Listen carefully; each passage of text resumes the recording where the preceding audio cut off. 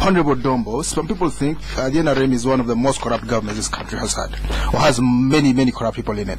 How is this going to be tackled in the new dispensation? First and foremost, this brings us to what Hon Alaso has just been talking about, that if President Museveni plans to leave, he must build institutions. One of the major things that the NRM government did, and through the legislative process, is to set up mechanisms and institutions that can help in the fight against corruption. One, recently we passed the Whistleblowers Act. We have the IGG. The Office of the Auditor General is a little bit more independent and can do thorough investigations.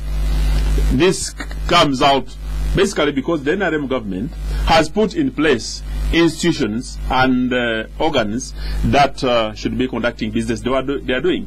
The challenge that we have is, I don't know whether it is a fact. Recently, during the trial of the former MD of NSSF, yes, Mr. Jamwa, the trial judge did make a statement which was, I don't know whether it's factual or not, which will have to be investigated, about the way the investigations have been handled and whether there are a number of people behind the scenes under NSSF who should have been prosecuted who are not. That's the challenge that we have. But when you look at the performance of fighting against corruption, there has been an attempt. But one thing I know is that we have not done as much as we ought to have done, because all reports indicate that there is a lot of pilferage, there is a lot of leakage that is going through, and a lot of services are not reaching the people. Even the president himself has come out to demonstrate and say exactly this, that he needs cadres that will help him fight corruption, but could be the corrupt people also cover their marks and footmarks so much that even the investigators at times fail to do that, or the investigating authorities at times may either be compromised or they may selectively do it. Or maybe the thieves also have cadres, maybe more cadres than the righteous people. Honorable Alaso, the government has good intentions to fight corruptions. The thieves are caught, taken to court. The clean ones are acquitted. One of them was acquitted today. The president earlier said he's white as a sheet. Mama Babas is clean. You see, when you talk about the NRM's record in fighting corruption, it is one of those very disheartening things. We can argue about democracy, we can do other things about governance, but really on corruption, I don't think that the NRM even ought to be on the defensive. Unfortunately, sometimes they cut themselves in the defense. The World Bank estimated, I think in a report, I'm not sure which one, that we lose close to 600 billion shillings yearly to corruption, to wastage, to leakages, to all sorts of weird things. But most importantly, the corruption in Uganda, first of all, has become systemic. It just runs in institutions. Then it is also, some of it, state-sponsored. I know that, that's a strong statement. Yes, I know that the state sponsoring. You can't say that. Yes, I know that state stealing from itself. The listeners understand systemic. Let me go to the one I am sponsoring now, the new definition, state sponsored. I will tell you that in the implementation of NADS, for instance, if you are not known as an NRM person in the village, where I come from, you are not entitled to be a selected farmer, you are not entitled to the interventions under NADS. So the system, the state has created official practices, their own paper, which bribe Ugandans. And that is state-sponsored corruption. But I it's okay. want to look at, yes, I also want you to look at aspects, for instance, of selective prosecution. People are implicated, they are together in this band, and then they prosecute one, they clear the others and do the other things. I am not a prosecutor, I'm not an investigator, but I think that is not fair. Some people are forgiven. Some people are forgiven for ghost helicopters. All right. Others are being prosecuted for BMWs. What type of commitment is this? Okay. The fight against corruption. Who has been forgiving? The IGG? Let's continue. Let's move forward. The history. At the role of the state. The records. The NRM demonstrates there for us. Political will, which is lacking. They catch a teacher who steals the chalk, as it were, 5,000 shillings. And they take him and then straight. they leave officials, for instance, in the Ministry of Education, who preside over ghost schools. Who lives them? Okay, let's move forward. Let's move forward. The other day they got six guards at Molago. They were arraigned at high cost. Yes. But let's move forward. Honorable Dombo, I would like us to cover more ground today. Let's talk about election fraud. Dr. Jean Barry at this induction seminar for MPs say that many of you are in that new parliament because of vote buying. Did you spend much money when you... I don't know whether Barry attempted to buy and he failed to buy, or he didn't have the money to buy. But one thing I want to tell you is the monetization of the electoral process. And this is not really for NRM, for FDC. It is something that has come up within our population. That when you offer yourself for any elective position, whether you're a member of parliament, whether you're a district councillor, whether you're a chairman, also one, the monetization of the electoral process. And this is dementing society. It's not only at elections. Have you looked at people going to marry? Going for an introductory party? Do you know that many young people have failed to conduct weddings because they fear what he saw with a friend conducting a wedding? And do you know that many people organize weddings without money? And then they begin moving around with budgets, raising money because they want to create an impression? So this monetization of our society is not only in the elections, it is in weddings, it is in churches, it is in people being prayed for. Many pastors can call you to say that we are going to pray for people, but we are going to begin with those who are this. And they put a basket. The bishop, I was in a church, and the bishop came and said, when you come to here and you're offering, don't bring here coins. Yeah, right. This was a bishop of the church. Maybe it's difficult to count coins in church, especially. This type of monetization is not only in the electoral process. Whether people really vote, I've seen, let me say this, I've been in previous elections and I've seen President Museveni competing. I've never seen President Museveni organized and taking the elections as seriously as he did this time. He even migrated from Kampala and he made sure he was on the ground seeking for votes. And I'll specifically talk about Bunyole County, which I'm well familiar with. Yes. That the exercise of elections was very free and fair. That's why you see that although I competed with a DP man, who is a lawyer himself, he couldn't even go to court to set a petition. Yeah, of course, we know that all the time you moved around the country, you also had one person backing him. His name was Silvagara. And talking about Bunyole, here in Kampala, we saw a mayor election that was a little bit tricky. Let's talk about the independence of the legislature. Honorable Alaso, we need to move forward. Professor Sempewa indicated that the executive has a lot of power in parliament. Is there a division between parliament and the legislature? I mean, the executive and the legislature. Is there a difference, or is it the same thing? Thank you, Edmund. If I get to that independence, let me say that vote buying in elections should not be trivialized. It was a big issue.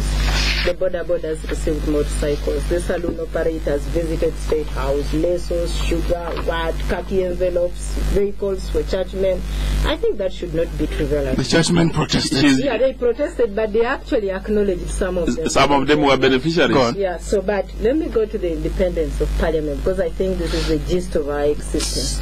Unless the parliament is able to conduct its oversight function and keep the executive in check, that parliament is not worth its name.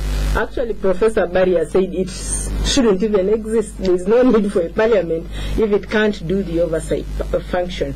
And I think I solely agree with him. The parliament of Uganda must rediscover itself. I appreciate that we work in caucuses as political parties. Talk about caucuses. But yes, but it is important to introduce a whipping system that brings out national interests first, so that on matters of national interest, like corruption, why do you whip me to exonerate a thief? Really? Well, you might soil the name of the party. No. I'm just saying, why do you whip members to exonerate thieves? People who are implicated, send them to the IGG, send them to CID. But you don't have to whip members. There are issues that are very close to all political parties. Maybe the NRM feels so strongly they don't want term limits restored, and then the FDC feels so strongly. Those are areas where the whips could adopt another whipping mechanism and say this one is red, you must stick to it.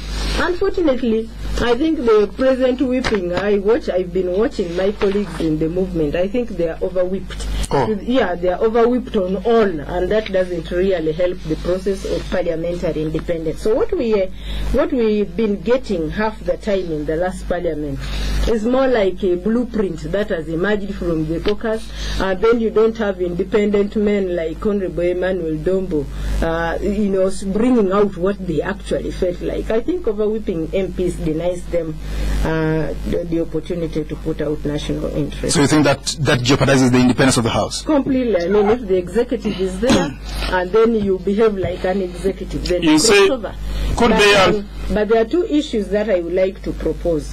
The first one is enhance the independence of the Speaker's office. I think we need to adopt practices like our neighbors, for instance, in Kenya and other parliamentary jurisdictions too. That once you are elected a member of parliament, relinquish your constituency. Let somebody else manage the constituency. Also relinquish your party position so that you are not under the pressure of the party chairman as a member of the party. All right. You are not worried about party discipline. You are just yourself, Alaso Alice, the Speaker. Secondly, I think also the issue of ex-official members who double as members of the executive and also members of parliament. And thirdly, there are some interest groups who you really know are not necessary in parliament. The army, for instance. Yes. They obey the commander-in-chief. They are not allowed to think. Okay. So whether it is national or partisan, they cannot think. Let's move forward. Let's hear from you, listeners. This is Spectrum on Radio 1. Hon Enanuel Dombo will have a chance to respond. Let me read it. Tonight we're looking at the key issues emerging from the ongoing induction seminar for the 9th Parliament. You can call in now. Our number is 0414 348 111, 0312 260 390, 0791 909 909. When you call in, please lower the volume on your radio and tell us your name and your address. Spectrum, hello? Hello? Hello? Hello? Your name, sir? Hello? We can hear you. You're live on air. Okay. Spectrum, hello? Hello? Hello? Yes, your name, sir? Good evening. Good evening, your name? This is Sam Okello. Sam Okello. Honorable Alaso is not fair. Honestly, she's my MP, but I've never been proud of her because she doesn't speak the truth. How can you say that for you to obtain anything from NAC, you must be an NRM? That's a lie. Be careful. So now voice. Okay. Spectrum, hello? Good evening. Good evening, your name? I'm Charles. I'm calling from Nansana. Now, first of all, I hope the Honorable Dombo that is on the program is the Honorable Dombo that I've been watching so many times in the film called Orphan Generation. And if it's the same Dombo, I would like to see that Dombo who is very realistic in all aspects. I'm not criticizing you because of your sake, but I'm talking from the bottom of my heart about the issues you are articulating now. Because when you look at an issue like the corruption issue, you know very well what is going on. When you look at an issue like buying votes, it's common knowledge what has happened. I agree with you about monetizing the society. But there is something Parliament can do to change that scenario. One of the things that I feel this country should go to is saying that actually to be in Parliament you don't have to be paid highly. Because that's also a problem. Reduce the payment and we see the people that will come out and take it up. Secondly, what Alaso is saying that this country is sitting on a time bomb is true. The best NRM can do for this country, the best you should tell Mr. Museveni, the president, is to make sure he hands over this country not when he has died. The worst thing we are going to experience in this country near to Somalia is having this country when Mr. Museveni has died. All right, let's move forward. Spectrum, hello? Hello? Your name? It's Isaac calling from Kamocha. Isaac, you're welcome. You're live on air, Isaac. Please go on. We seem to have lost you, Isaac. Spectrum, hello? Hello? Hello? Yes, good evening, Edmond. Good evening, your name? the program. Your name? Yeah, this is Kabamba Kusat. I'm calling from Rosina.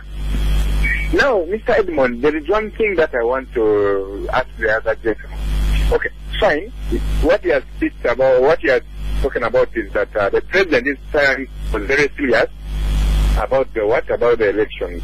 That's why I don't know. My question is, if he was very serious, what does that show? That it's still good to the people of the country, or he thought that maybe we could lose? Then secondly, I think corruption is going to be in the country for so long. Why? Because you find out that the big guns are the people involved in corruption.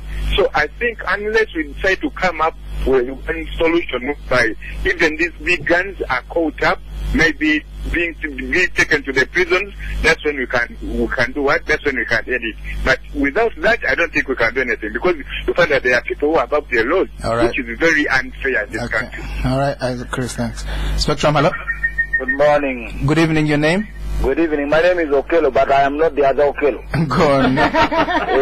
Okay, I want to thank those two honorable members for coming to the station, and I want to thank also Radio 1 for providing space for national dialogue. Now, I just want to make a request to Edmond. There are some issues that, when they are brought up, please allow them to be cleared, because Honorable Dombo wanted to answer some of the issues that Honorable Alaso raised concerning the IGG, concerning the Auditor General and their operations. I think that those are critical issues that you need to allow the honorable members to discuss in detail. And the second thing I wanted to comment about is to thank Honorable Dombo for bringing out the idea of people monetizing everything. The election element, I'm sure whether it is the FDC, UPC, of movement, those members of parliament spend a lot of money. Thank you very much. I think you made your point. I have one more point to make related to this. Very briefly. Now, being a member of parliament is a service to the community. Now, I would like to see that these honorable members bring a bill in parliament to propose that whoever wants to go to become a member of parliament should be a voluntary activity that is not paid for. Strong point made, Mr. Okelo, number 2. Yes. Spectrum, Maxwell Tumine, yes? You see, the disagreement I have with the NRM MPs is that there is a tendency that to prove yourself that you are a formidable supporter of NRM, you must stamp every policy that comes from the caucus. No, please, there are some issues that are self-explanatory. The Honorable MP of NRM has been enthusiastic about him supporting the removal of term limits. Right. These are issues that should be contested. Thank you. Thank you, Maxwell. Our final caller. Spectrum, hello. Okay, let's get back to the studio. Honorable Dombo. Well, thank you very much. The only challenge that we have, I know, is that the 1 hour is not adequate enough to enable people to go through the issues in a justified manner. But I want to thank the callers, because two raise up issues which are very challenging, which also require specific date. Because somebody is saying that being a member of parliament should be a voluntary service. First of all, that would be a good one, I think. Let me tell you, when you read what just like a priest, what a member of parliament is supposed to do, to make all laws for peace, development, good governance, and whatever you have, and there is no organization that is supposed to make laws apart from parliament, or whether parliament delegates that organization to do that. These are real serious responsibilities that is being put to members of parliament. We should make a payment that first and foremost must attract the quality of people, the best people. Somebody should leave their organizations to come and be members of parliament, so that we can benefit from them. Although, when you look at the voting pattern, it doesn't reflect that. Many professors have contested and they have lost elections. Many young people have come up from university and have been elected. But that also could be that shows the discontent of society. The other issue, which I want to talk about, really, I had an opportunity to be a member of parliament under the individual merit movement system. And you saw how parliament performed in the 6th and 7th parliament. When it came to under this multipartism, it is something that is new. The quality has gone down. And definitely because it emphasizes group merit and emphasizes organizational merit. When a member of parliament offers himself for elections on a party platform and he is elected under a party platform to defend the manifesto of a president, the manifesto of a party, to what extent must he be seen to comply with party organization? These are issues that are debatable. The other one is in the NRM caucus, for instance, there are debates that we take, but unfortunately nobody comes out to demonstrate or to explain to people that really such and such a debate. That is something you had the Honorable Kanyehaba this morning saying that many of you go and debate there.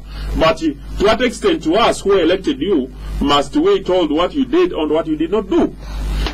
But on corruption, I want to say that once beaten, twice shy. I don't want to say that Parliament always does things in the best way, but one of the challenges that we have is that in the 8th Parliament, some of us did not agree, but one of the challenges that we had was whether we could go to the floor of house and vote by show of hands to exonerate members of the front bench, even when some of us had not read the report. Although people said that they had exonerated people, but within 1 or 2 weeks, the Vice President has been indicted. And now, that creates a huge problem on us as members of Parliament. The former Vice President. He was indicted, he has charges to answer, yet the other members of Parliament voted to show that the Vice President is free. So to what extent can members of Parliament do that? Finally, the other thing I want to ask is, Parliament, to what extent can we separate the executive from Parliament talk about independence, when actually Parliament is the tool through which the executive fulfills its mandate? It is Parliament that passes the laws, it is Parliament that approves the budget, it is Parliament that approves the officials. This is room for debate, could be for another time. Well, you spoke about the Vice President. Today we saw him bowing very low, greeting the Prime Minister, the former Vice President, bowing very, very low. Honorable Alaso, your response? Well, just one to Okello, who says he is my voter and that I'm not fair and that I should watch out and that I don't always speak the truth. I think that from the sound of it, Okello is not an old man. And I think I can refer him to a research conducted by Conrad Adenauer, Steve Tang, together with Makerere University. It was done last year on the growth or development of multi-party politics at local government level. It was launched by the Minister of Local Government. It talks in detail scientifically about how the implementation of NADS, especially in those areas which are not NRM strongholds, is structured strictly to benefit those people who are NRM households. I can't say more than that because it's a research documented. He could go to the Makerere University Library and read for himself. Even on the internet. Yeah, if he doesn't believe me, he can find that one. That research also talk about districts that are led, or areas that are predominantly led by people who are on the opposition, FDC. Do we see any reduced corruption in districts or county councils or municipalities which are headed by people who are not NRM? Maybe next time we talk about that. This research was about multipartism and the implementation of the government. Go on, Honorable Alaso, we have about a minute left. Yeah, so I would like to thank you, but I also think that Parliament should be helped. There are issues that are not even manifesto issues. That's why I differ again with Emmanuel. If the courts are invaded, that is not in anybody's manifesto that the black mamba should invade the courts of Uganda. So, but even then you find whips whipping people not to support a motion to express this content. I think that is outrageous. But you know how I conducted myself during that. I understand. So, I'm not talking about you, the person, but I think that many of us need to have some courage. And the whips particularly, my appeal is to the parties to help design a whipping system that allows members freedom on issues very close to their constituencies and very national in character. If they get that latitude, I think Parliament will be a stronger institution. Well, thank you very much. Of course, we did not resolve the issue whether Parliament should be filled with volunteers. People come and pay their way to do that work. That's maybe an issue that somebody else will take up. I have to end here, though. I have to thank our guests. Hon Enanuel Dombo, newly elected parliamentary commissioner, also member of parliament for Bunyule. Thank you for coming to Spectrum, sir. Hon Alice Alaso, Secretary General of the FDC, also District Woman MP for Serere. Thank you, Serere District. Thank you for coming, Spectrum. You're welcome. Thank you for tuning in. I've been your host, Edmond Chisto. We'll be back tomorrow. Up next, there's the news in the English language. Thank you for coming to the Executive Suite, madam. My name is Richard, your executive banker, and I'm here to handle all your banking needs. Oh, really? Thank you.